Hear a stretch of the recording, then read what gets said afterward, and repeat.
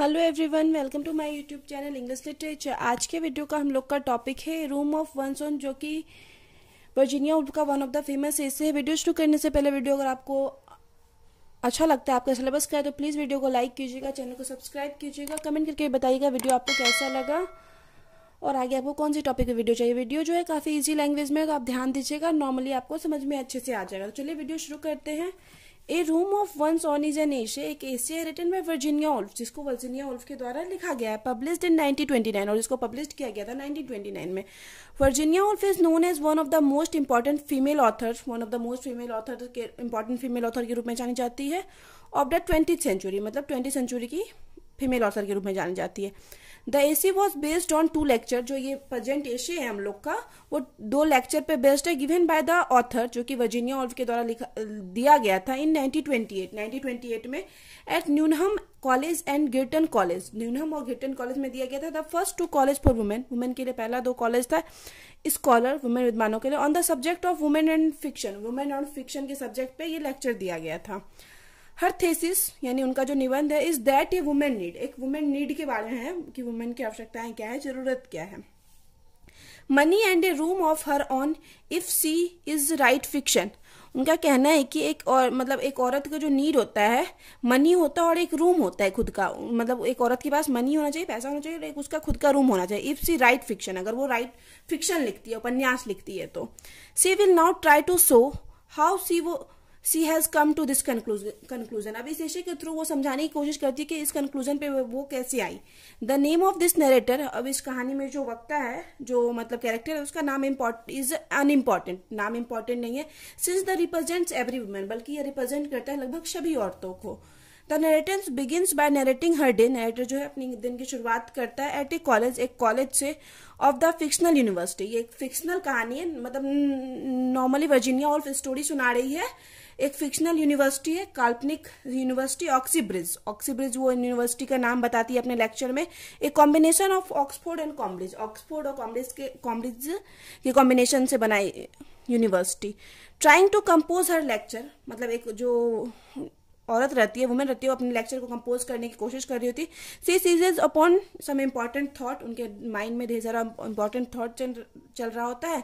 And rushes across one of the college lawns but it is stopped by a guard, और वो क्या कर रही होती है, कॉलेज लॉन की तरफ जा रही होती है, और उसको क्या किया जाता है, स्टॉप, रोका जाता है कॉलेज गार्ड के द्वारा। हु टेल्स हर, जो कि उसको कहता है, that the lawn is reserve for fellows, कि लॉन जो है फेलोज यानी छात्रों और स्कॉलर्स, विद्वानों के लिए रिजर्व है। She is shut out of several areas, उसको ढेर सारे मतलब और भी दूसरे एरियाज से।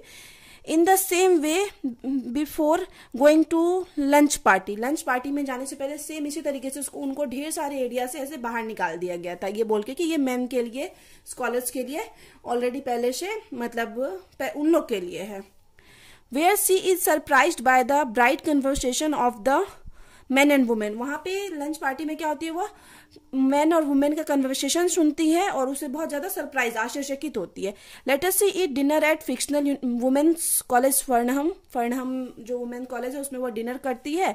The meal here is quite different, यहाँ का मील जो है काफी अलग था, अच्छा था, मतलब रिफ्लेक्टिंग ऑन हर डे, अपने दिन को याद करते हुए। द नरेटर नरेटर को अच्छा रियलाइज होता है that women have been shut out of education, की वुमेन को जो है ना एजुकेशन से दूर रखा गया, and the financial and intellectual legacy that man had always had access to, और ये जो फाइनेंशियल और इंटेलेक्चुअल जो विरासत है, मतलब ताकत, ये हमेशा से सिर्फ मैन के पास ही था, हमेशा से।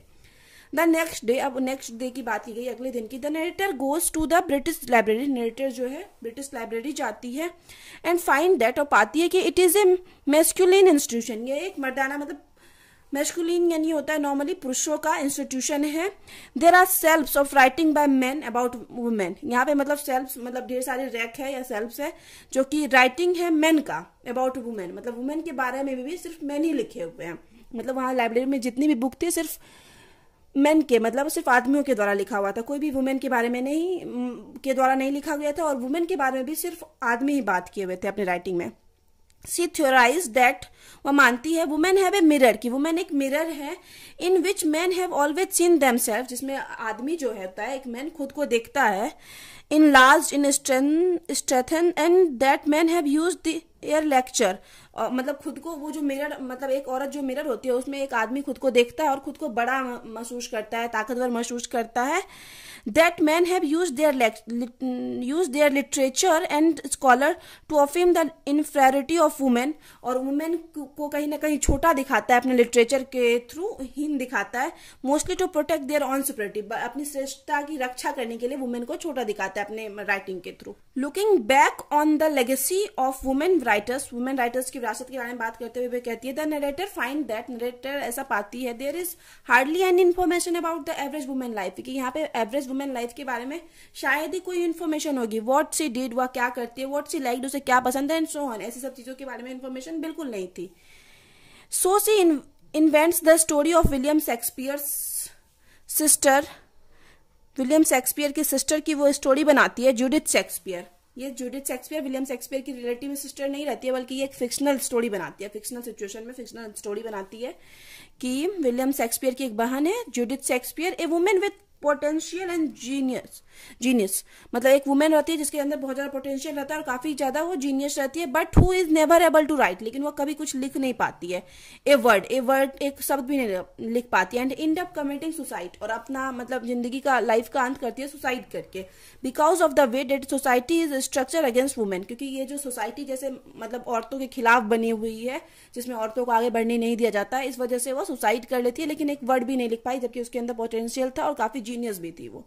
बट नाउ, लेकिन अब the narrator asserts it has become possible for women to write, क्या वुमेन के लिए पॉसिबल है, वुमेन वहां मतलब लेक्चर में कहती है राइटर की अब मतलब लड़कियों के लिए भी पॉसिबल है कि वो राइटिंग कर सके. The narrator list the history of women writers and their influences on each other, मतलब एक वुमेन राइटर के सारे को सूचीबद्ध करती है नरेटर, और एक दूसरे पे उनके प्रभाव को दिखाती है. She charges the women of Newnham and Girton college के औरतों को बोलती है, हर ऑडियंस, अपने ऑडियंस से कहती है, to create a legacy for their daughter, अपनी डॉटर के लिए लेगेसी तैयार करो.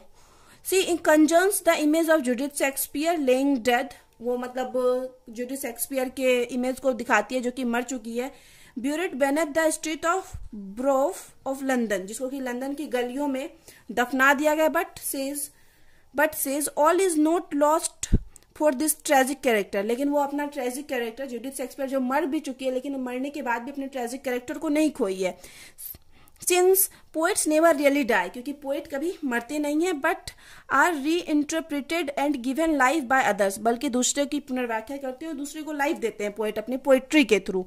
The women in her audience, उनके ऑडियंस में जो भी वुमेन थी, हैव द अपॉर्चुनिटी, कि उनके पास अपॉर्चुनिटी है to bring Judith to life, कि वो जूडिथ को लाइफ दे सके अपने पोएट्री के through, and create the history that Judith never had, और ऐसा हिस्ट्री क्रिएट करने का मतलब अपॉर्चुनिटी देती है अपनी ऑडियंस को, कि जो कि जूडिथ नहीं कर पाई, मतलब हिस्ट्री क्रिएट करने से पहले वो सुसाइड कर ली. तो यहाँ पे वीडियो खत्म होता है. वीडियो अगर आपको इंटरेस्टिंग लगता है, आपके सिलेबस का है, तो प्लीज वीडियो को लाइक कीजिएगा, चैनल को सब्सक्राइब कीजिएगा, कमेंट करके बताइएगा वीडियो आपको कैसा लगा. तो मिलते हैं नेक्स्ट वीडियो में नेक्स्ट टॉपिक के साथ.